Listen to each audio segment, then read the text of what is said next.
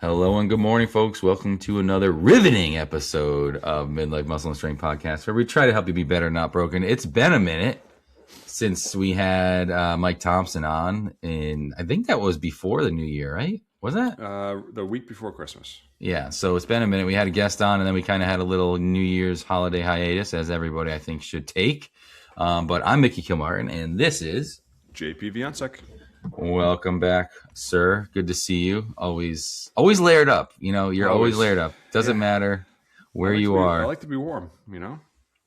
I have to be honest, I always envied your layered look back in the day when we were training together in these cold months. You'd show up with a flannel, probably a vest, maybe a long sleeve, and then one more layer underneath, a t-shirt, or maybe just some chest hair.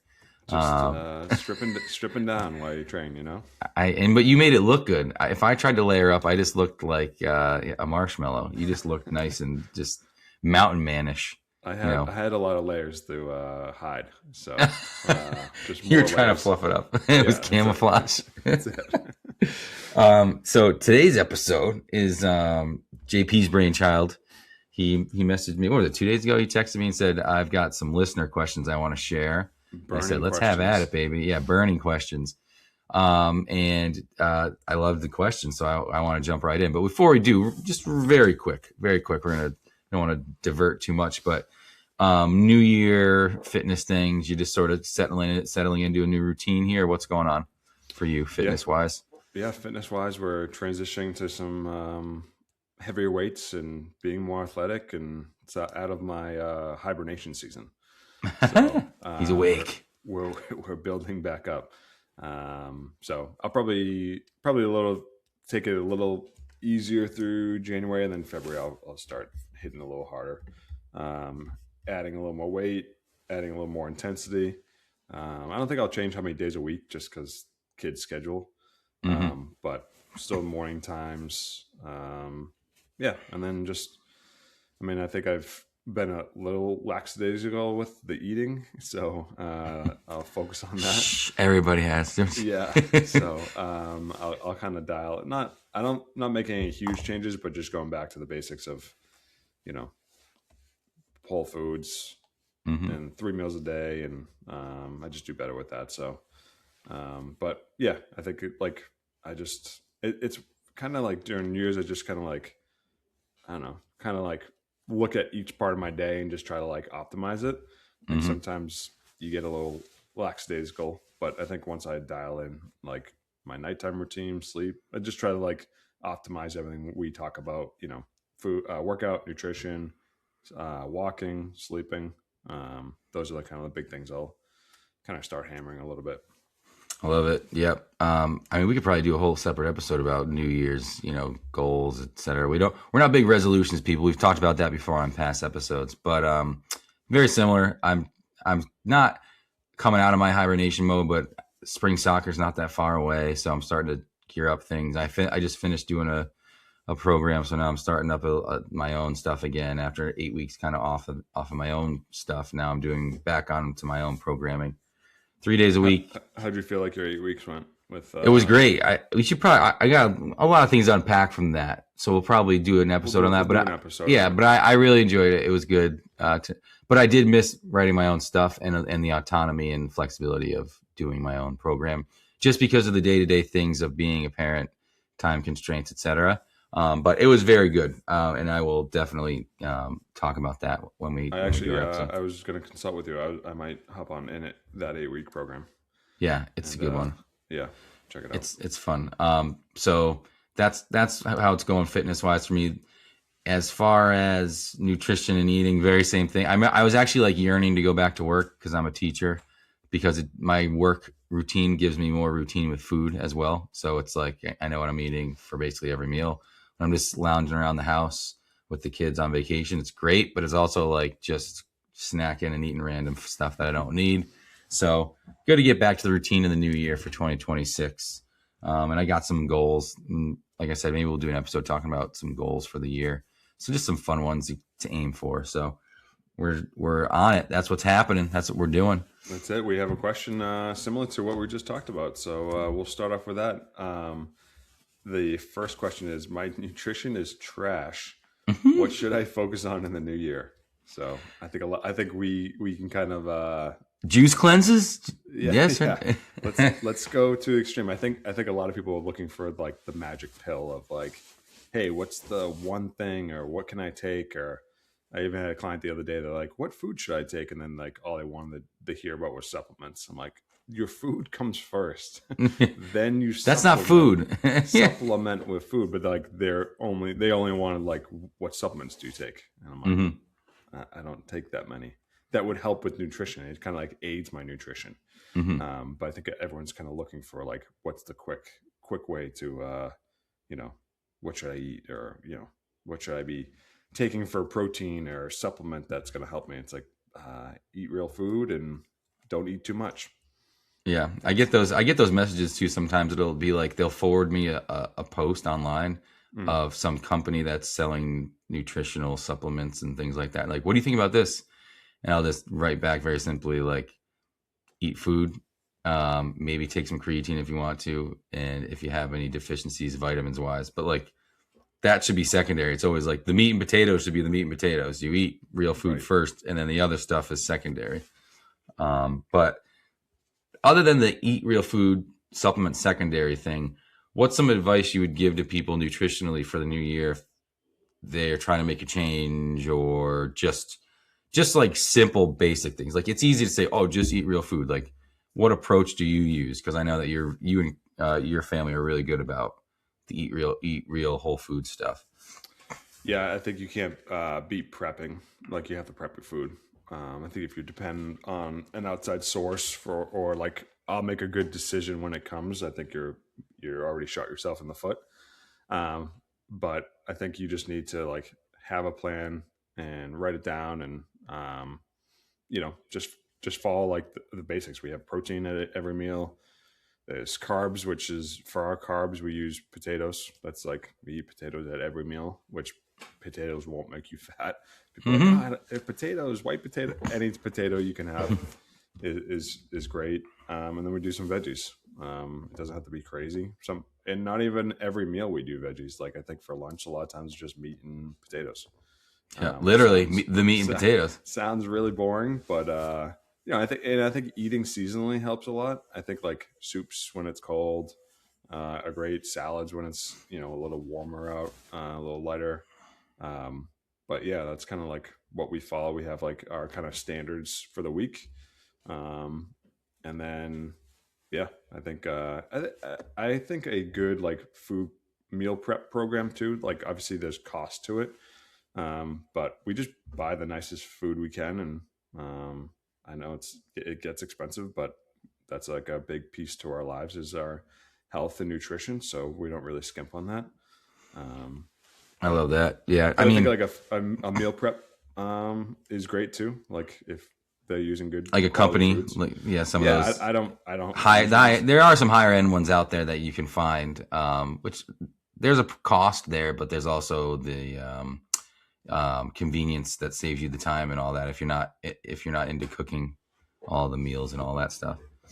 Yeah, and I think one other thing. Well, you can kind of add to that. Or what you guys do? Well, similar, like we usually have our meals planned for the whole week, so that when we go to the grocery store on the weekend, we usually go Sundays, sometimes Saturdays. We get all the food we need rather than going, each day or grabbing something on the way home, because that, when you're in that rush, when you're just scrambling to find something to eat, you're not going to probably make the best choices. So you're going to grab the thing that's probably not as healthy for you when it's, you got 20 minutes to come up with a plan for you and the kids. So meal prep, I think, is huge. Having a plan for the week for what your meals are going to be so that you can get it ahead of time. And I also think that this is going to sound kind of counterintuitive, but you don't have to have crazy variety. Like, we eat a lot of the same stuff, like you mentioned, like meat and potatoes. You can eat a lot of the same stuff, but just tweak it in different ways and eat it in different ways. And then you don't have to worry about like, oh, what's our carb going to be today? It's like, you can do potatoes every day of the week and just make them a different way. Yep. Or like some families like rice. We eat a bit of rice. You can do rice, like simple carb. Like, you don't have to have pasta for a carb, right? To switch it up. Just make the good carbs, those starches, maybe sometimes some rices, different types of rice, in different ways. And that helps out a lot. Same thing with meats. There's so many different ways to cook, your proteins and prepare them.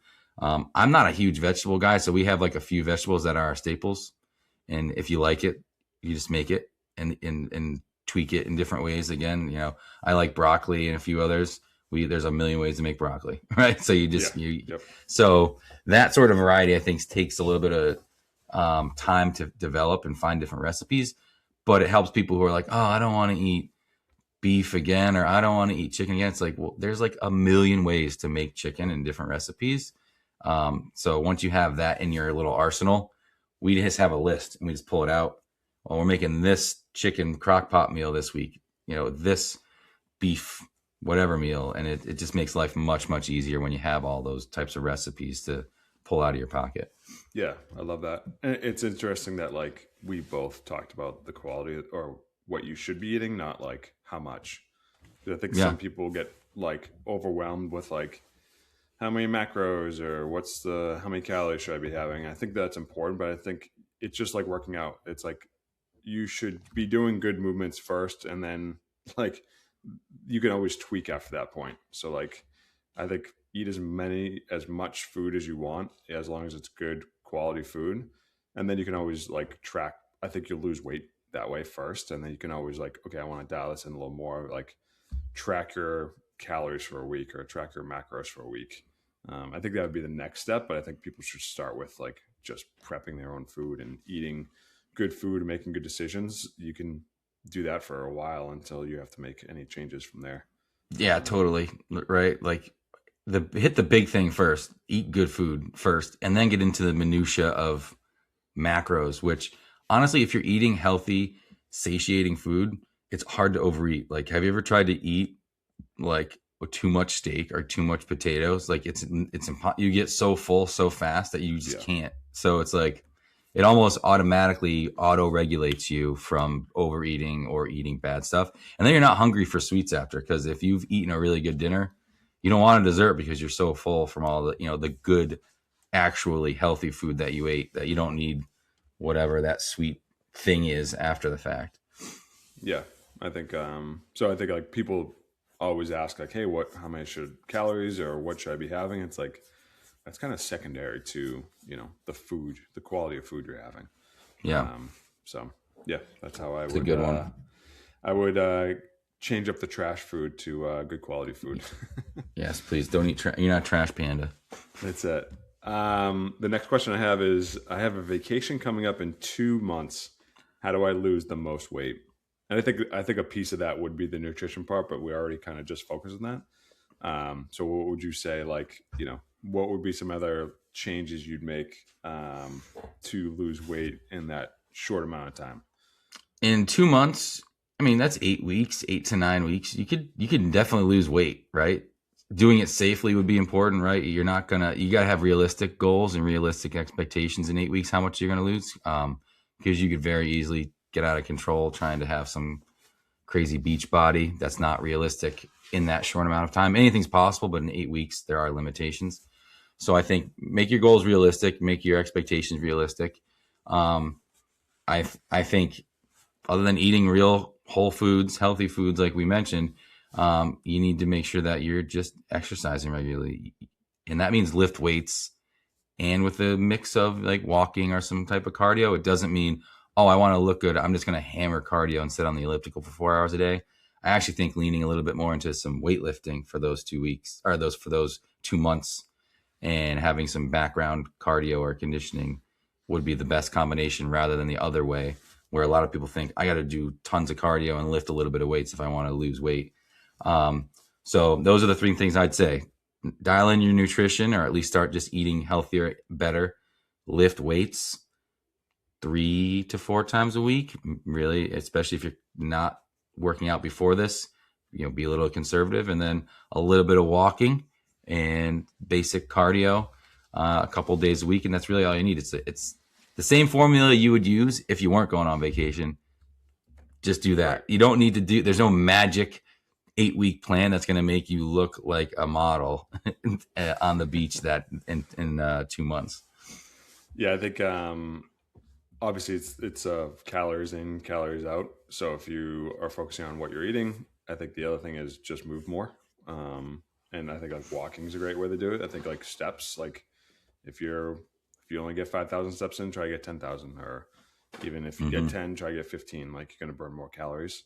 That would be a good way to do it. And then I think like definitely lifting. And I would honestly say like you want to lift heavy. I wouldn't even say like high rep lifting. I think you could look better. And For I think sure. like you said 8 weeks, like that's a lot of time. Like you can get a great program in 8 weeks. That's 4 week blocks. So I think you could definitely, you know, lift heavy, build a lot of muscle in that time frame, and feel and look better going into like, you know, a vacation. I think a lot of it's just feel, and you want to feel good about yourself. I think like lifting heavy, not just like, you know, lifting a light dumbbell 20-25 times. We're toning. We're toning. We're getting toned. No, toning. You got to build. You got to build some muscle to tone. So I think like lifting a little heavier, you know, maybe that 6 to 8, 10 would probably be the highest rep range I'd go, and then just up. I wouldn't even like. You could sit on a treadmill, obviously, but just try to get your movement up. I just walk, be outside, walk wherever you can, take the stairs, just have that focus. But that's the same. It's funny. That's the same thing I would tell someone if they were getting into fitness, not just, you know, not just No, 2 weeks. no vacation. Yeah. We don't live our weeks, our lives like, you know, hey, in 2 months I want to look better. It's like I want to look good all year, but definitely you could turn some of those knobs and see better results in that short amount of time. Yeah, for sure. I think people really underestimate, like you said, lifting heavy. I think people underestimate how much having muscle mass does for your metabolism and just burning calories while you're at rest. Like how much work those muscles do when you're not working for you. Like the more muscle mass you have, the stronger you are. You have more wiggle room than somebody else who doesn't, because your body is just burning up calories constantly because it's maintaining that muscle, and it just makes it easier to lose weight and get more, you know, quote unquote toned, and get the look you might be looking for that vacation. So lift Yeah. heavy weights. Lift heavy weights. That's correct. What do we got next here? What's the next one? We did nutrition, vacations. You want to do? I mean, all these are good. What direction you want to go in, sir?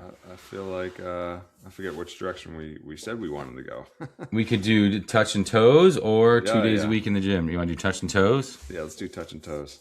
Yeah. So the question is, I can't touch my toes if I feel stiff. Where do I start? So if you were like, hey, I can't, I'm getting tight. It's a new year. I have some mobility goals. Where would you start out there, Mickey?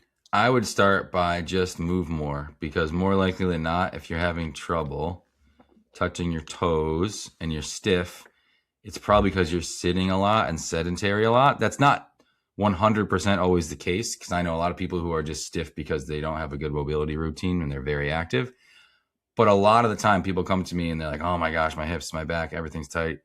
They are sitting like 75% of the time at work, at home.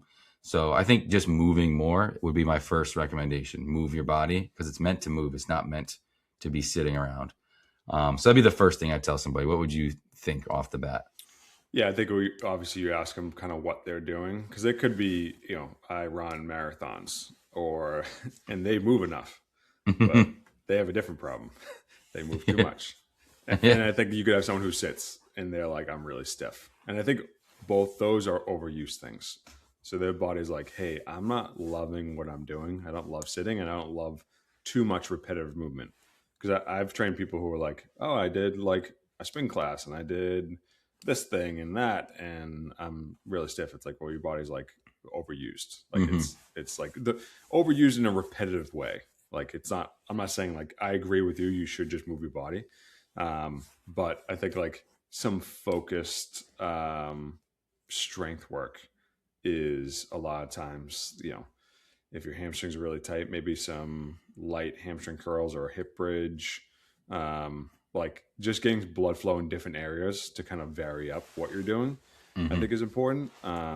So yeah, I think like, that's what I would say. It would depend on what situation you're in, but I think like switching up your movement routine or even start a routine, or if you're in one, I think like it's kind of working from both ends. Yeah. But I think like, get some blood flow in muscle groups that you're not using.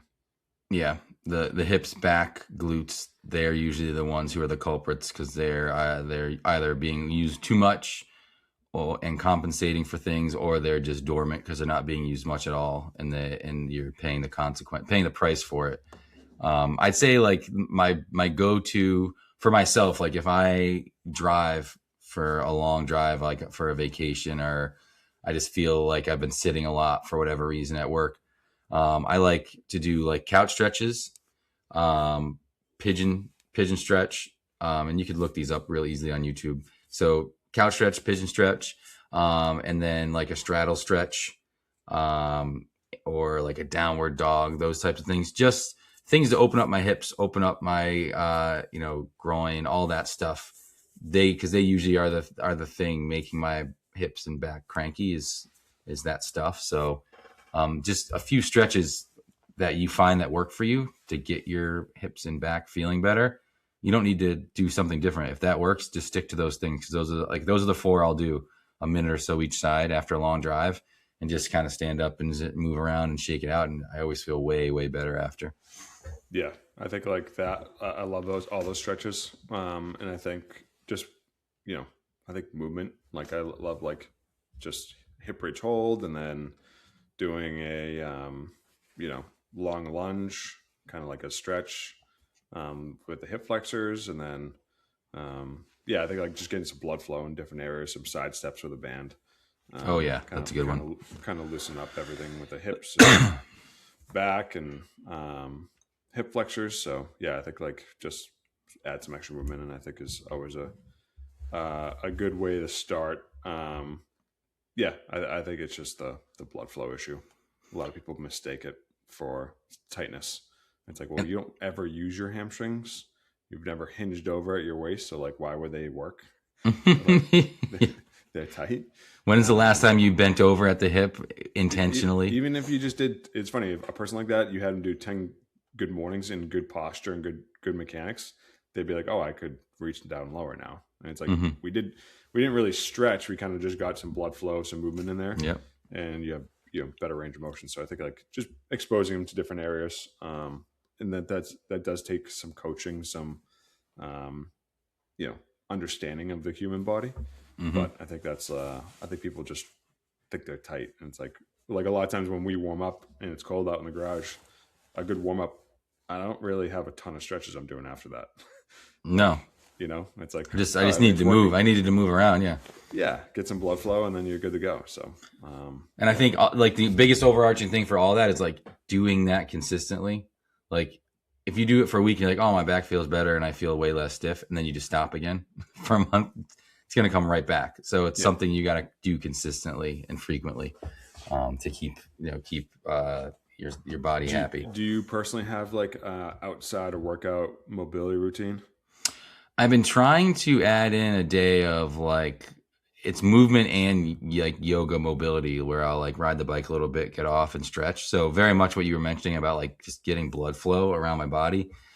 There's not a specific routine I use, but I like to mix up 5 or 10 minutes easy on the bike or walking, and then like stretch or some yoga moves, and then back on the bike, back and forth. So I'm breathing, sweating a little bit, but also moving my body just through like long ranges of motion with no weight. That's been feeling really good. I've been doing that for the last couple months, so that's sort of my go-to limber up routine. I love stretching before bed. Kind of more like actually like a little. There's a lot of studies. There's studies on that about like the lymphatic system and everything. Sort of, it's like calming for your body to do that. Yeah. So I do like some foam rolling, and then maybe like 5 to 6 minutes of foam rolling, like upper back and a little bit of hips, quads, and then I'll do like a few stretches just to kind of loosen up whatever's tight that day or I want to focus on. That like is typically tight for me. Kind of like abs, sometimes OS, I feel like my psoas loosens everything up for me. Mm-hmm. Personally, like if my abs are tight, Yeah. it's like loosen up my hip flexors, my lower back, and then I feel like I sleep a little better. So Mm-hmm. if I do add any mobility in, it's usually at the end of the day, and that's also prepping me for my morning workout the next day. Mm-hmm. So that's kind of how I added in a little bit. So Good stuff. yeah, the next one I have is I only have two, let's say one day One day. Oh, in the okay. gym, 1 to 2 days. Let's say maybe one day. One day in the gym, what should I focus on? I think a lot of people just to start this question don't even think one day in the gym's worth it, so they don't even do it. And I Yeah. think one day in the gym is oh for you know I've trained clients 1 day a week or 2 days a week, and they see almost more results than people who are there 4 or 5 days a week. Mm-hmm. So I think one day in the gym, I would obviously like encourage some movement outside that. It's not like in the gym for 1 hour and then nothing the rest of the week. Hopefully, you're living a little more active lifestyle, but I think you can see a lot of strength gains and progress with just 1 day a week of good Absolutely. focused effort.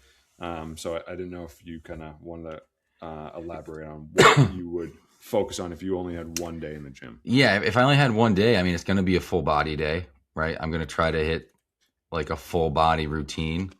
It's still only going to be like 6 exercises, but I would probably do some kind of squat of sorts. It could be single leg, could be bilateral, or single leg. Some kind of press, could be anything as simple as a push up, depending on where you're starting as an athlete. And then some kind of pull, like an upper body pull, like a pull up or a row or even a curl. Again, it depends on the athlete. And then something for like the upper back, like a scap pull apart or a banded face pull. Um, and then some core work. Probably I would go with like a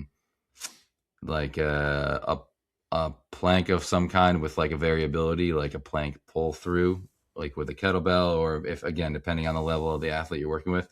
So I'm just rattling off things that kind of might seem random, but it's like a big lift, and then you kind of go down the list of a full body movement, a mix of upper and lower that hits a little bit of everything. And if you hit that with intent and some intensity and good loading once a week, like you're going to see some progress. Even if you don't come back to the gym the rest of the week and you just stay active outside the gym, I think you could get a lot done that way. And like you said, I think people underestimate that and don't give it enough credit that one day or very few days working out per week can be really, really good. Yeah, I think a lot of people just were like, it's not worth Yeah. it. I think that 1 day could even maintain, I think maintain, if not even increase what you have. So I think if you're a beginner, I think it's definitely going to increase. If you've, say you're an experienced athlete for 10 years and you don't get to work out that much, I think you can maintain what you have.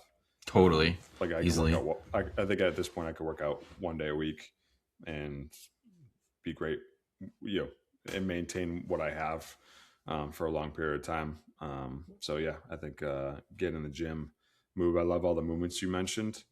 I would definitely focus on like if the weight part, as much weight as you could do, because you could always, say you just schedule a time, work environment, and you don't get other times in the gym. You could always do a body weight routine on your own or bands. There's so much stuff you can do outside the gym that like try to focus on like heavier loads, Yep. things that you don't have availability for outside of training. So yeah, I think like that 1 day in the gym is definitely don't throw away the 1 day in the gym for, you know, I'm not going to go, it's not worth it. And that one day too, and I think that you would agree with this, is like it's still only going to be, I would say, an hour, right? It's like Yeah. an hour, right? Or maybe even less. But I think the intensity and the loading is important for that one day. Like you kind of got to go heavy, and you got to be very, specific in your intent with everything you do. There's not going to be any wasted time or wasted movements, because if you're only getting one day, you got to make them all count. All those exercises count and every rep count. So, but yeah, I think, it's so underestimated. That's, if you do one workout a week, that's 52 workouts for the year. And if you were doing none before that, that's a lot more workouts than you were doing previously. And if you are somebody who is already fit, you're still getting a workout a week in that can help you maintain what you have, along with if you're active outside the gym. So I think anything's better than nothing. Even one good day is better than no days at all. It's funny, if you did 52 workouts and you had another person going 5 days a week, but like took every 2 weeks off, you'd Probably end like, up like the you'd same. probably be the same, if not a little bit better. Or if you went 5 days a week and always got injured and you had to take months off of that time, like I'd rather have someone go one day a week and just be consistent. Like you're not going to miss the one day, and you're going to keep seeing results that way. So Yep. yeah, I think that's the way to go. I think this is the last one we have. What do we? Oh yeah, this is kind of like a New Year's goal one. Feel like I'm floating through my life. Want to be healthy, just don't know what direction I should go in for goal setting. And I think like you have a lot of like parents who are middle of their lives and they're busy trying to build a career or work a career and have kids, and it's like what am I doing? Like I have no time to myself anyway. Like I have no goals. Like why should I be? It's the motivation aspect of like, why do I make time to go to the gym, or why do I make time to do this where I don't have any time anyway? So any advice for those type of people? Yeah, I mean, this could get into the whole philosophy. I mean, as a parent, right? We always talk about this. We don't compete in much anymore, other than doing our little side quests and adult leagues or whatever. But like, ultimately, my goal is I just want to be healthy for if I'm a parent, right? I'm speaking from parent perspective. If you don't have a goal, like just make your goal. You want to live as long as possible and be as accessible and, able as long as possible to help your family, support your family, be a fun parent, right? Be able to go do all that stuff your kids are going to want you to do. If you don't have a family, this also applies to like quality of life. Health is wealth. Like if anything, all right, you're not going to go in the Olympics. Okay. But do you want to live long and healthy and be able to tie your shoes when you're older, reach up into a cabinet above your head when you're older, right? Like all these kind of random mundane things that people take for granted now when you're healthy enough and young enough to just do it at will won't be accessible in 30, 40, 50 years down the road if you don't invest now in your health. So I think that's what I always go back to if I don't have a specific goal. If you need specific goals, there's a million things that you could do. Tough Mudder, you could do pick a 5K race. You could say, I want to do 20 push-ups. There's a lot of different goals out there. It really just depends on what you want to achieve and what you want to do. But I think those are, like I said, kind of side quests. The ultimate goal should be, live long, be healthy, and be able as long as possible. Which sounds really cliche, but like, yeah, no, I totally agree with you. I think a lot of people, like, especially in our society, are like they want instant gratification. Like I think that's like a very much like, hey, like let me invest a bunch of things and at the end it's going to be great. I think a lot of people want like I want to be in shape, or I want it now. I want my goals to be finished quickly, where that one takes like a lot of investment. But I think like whatever goals you have or whatever you think fitness is, like I think write them down and then just organize them. That's really good. Yeah. Like organize them in like, okay, I want a pull up. A pull up is a tough goal. Like people are like, I want to do a pull up. It's like, well, let's do some stuff before that. Like let's bump that one down. But 20 push-ups is great. Like I think you could do that one pretty quickly with a little bit of focus, depending on where you're starting. Maybe it's 10. You just adjust the number. And then you're like, okay, I want to run a 5K. It's like, okay, well, let's put that maybe as we're doing our pull-ups. So like, I think that having a coach to help you like organize what your goals might be, but I think like having little small attainable things along the way to a big goal, I think is great. Just kind of like gives you those breadcrumbs as you go. Yep. I think the overall top of the mountain is just being a capable parent. But then like you have like your leagues that you do, or, things that you participate in, I think are all like great things to kind of like keep the carrot in front of you as you're growing and as you're kind of like reaching your ultimate goal. But I think like a lot of people just are like, oh, what's the point? Yeah. And you just have to like, get those, find those few 4 or 5 things that like, okay, this is why we do that. Yeah. And I think too, like I see nothing wrong with goals and being like, oh, I want abs. It's like, that's fine. Like I think having a goal is great because then it does give you something to aim for, something to shoot for, and it gives you some motivation. But it's tried, true, and tested that like that motivation of the initial goal wears off really fast. So you have to find the intrinsic value of working out that gets you out of bed to do the early morning workout, that gets you to the gym or doing the workout, even when you're really not interested and you're like, oh, I don't want to. Like that intrinsic stuff is going to bring you towards the goal rather than, oh, those abs seem nice, but like, I'm not going to take my shirt off. Like, so it's like, you got to find like, and that's where like, I think as a parent, it's easy for me because it's like, oh, like I want to be around a long time and I want to be able to bug my kids for as long as possible. I want to be a grandparent who's around and all that stuff. So that's always like, that's going to get me out of bed. But if you don't have that, which is fine, like your goal isn't having a family, like you've got to find something that intrinsically you latch onto that makes your goals and can override that motivation, because the motivation is going to fade away. It's not always going to be there as strong as it is in the beginning when you pick a goal. Yeah, I totally agree. I think, and even for me, like I wouldn't necessarily, I don't really have a goal. I just wake up and work out, like just part of who I am. And I think that's like another step to people can get into. It's like, who do you want to be? Who do you want to become? Kind of like Atomic Habits book, it's like, identify as that person. You are a healthy person who works out. And it's like, okay, that's why I get up and I go and, and this is why I'm doing it. I have like, I do you ever have like, sometimes I'll like come to in the middle of my workouts, and not in the sense of like, oh, I blacked out, but I'm just kind of like, I'm here again. And it's like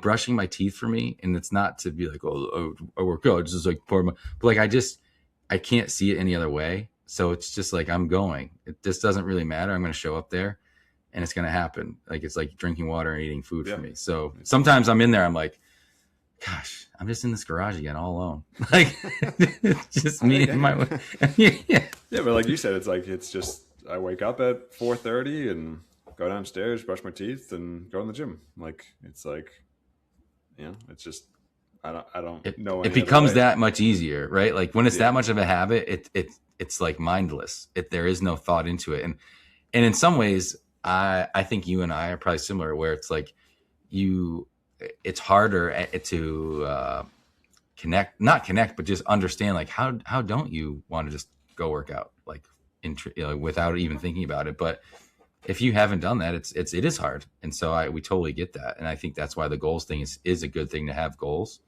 But eventually I would hope people can get to the point where you don't need to be chasing a carrot. You're just like, the race is what you're there for, the journey, which is so cliche, but it's like, I'm just here to get fit and be healthy. That's it. Yeah. Not to sound disconnected, but it's so hard to relate to those people sometimes. It's like, I didn't make it to the gym, or I didn't make time for it, or I don't want to go. It's like, what? Like, yeah. I don't know how that feels. Like, I don't know. Yeah. And if you need help getting on that bandwagon, you got two guys right here who can be that little voice in your ear, like, go to the gym.